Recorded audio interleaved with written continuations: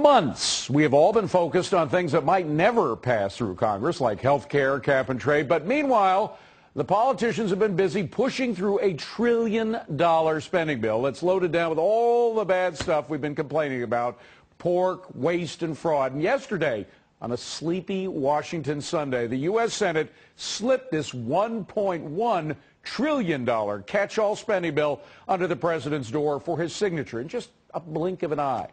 It includes more than 5,000 pork projects totaling almost $4 billion.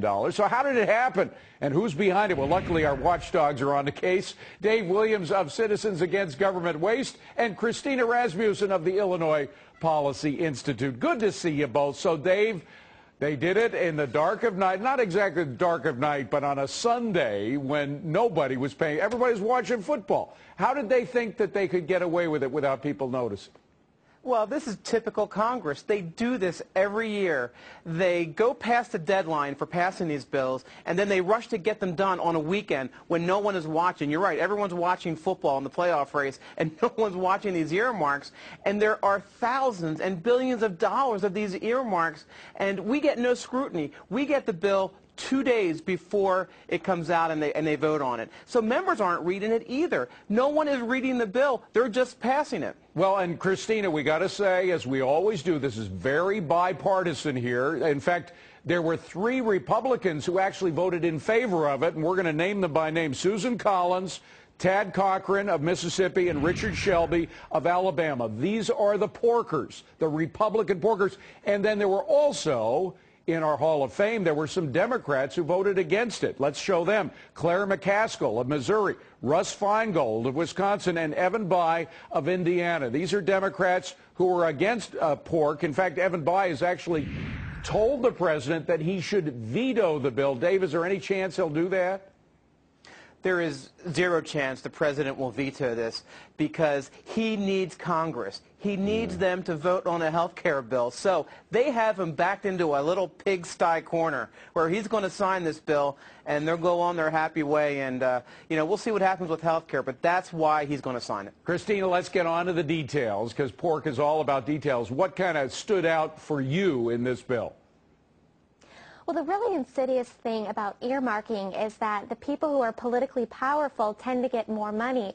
I live in the great state of Illinois, and we've got the #2 Democrat representing us in the Senate, Dick Durbin. He put out a press release this weekend talking about all the pork he's bringing home to the land of Lincoln. One example was $9.3 million for the Chicago Transit Authority. This is an authority that has budget deficits every year, so this really is a bailout of that authority, even as this same transit system gives wealthy seniors in Chicago free rides. And we've got other examples. Here in the city of Springfield, the government is going to spend $340,000 to buy up abandoned property on the east side of town. No one else wants this property, so what's the government going to do? Spend some money and buy it up. Well, and on the surface of it, that might not sound like a bad thing to do, Kristina. Do you think there's any chance that maybe buying a depressed property for what is probably a song compared to what it was selling for a couple of years ago might actually be a good thing eventually?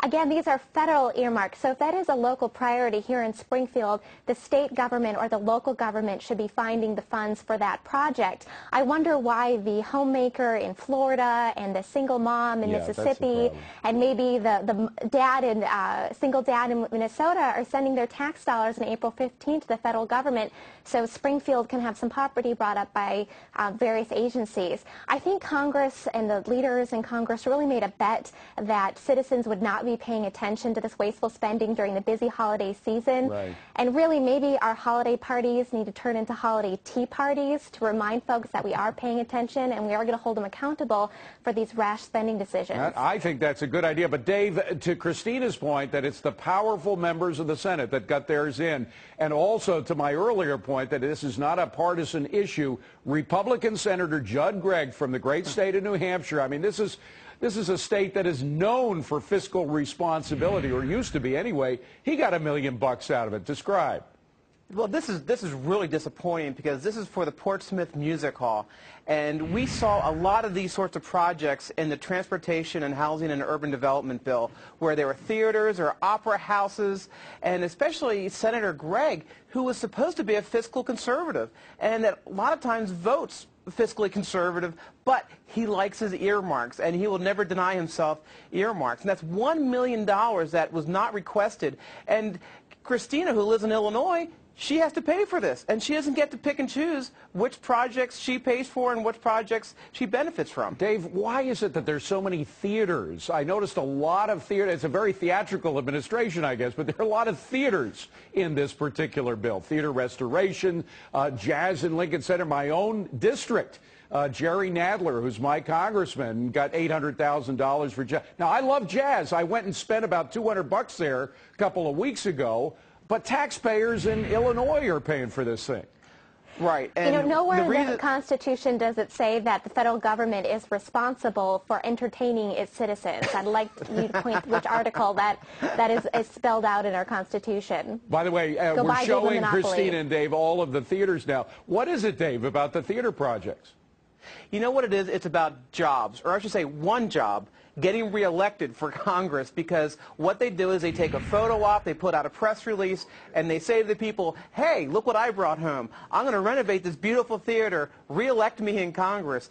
You know, what they don't do is tell the constituents all the other pork that's going on in the rest of the country. You know, we would like a little bit of fairness here, maybe some rebuttal. You know, we should do a press release that's just a rebuttal of all these self-promoting press releases. Kristina, is the attention that we're giving it, and hopefully enough other people are giving it, going to cause any shame within the Beltway at all?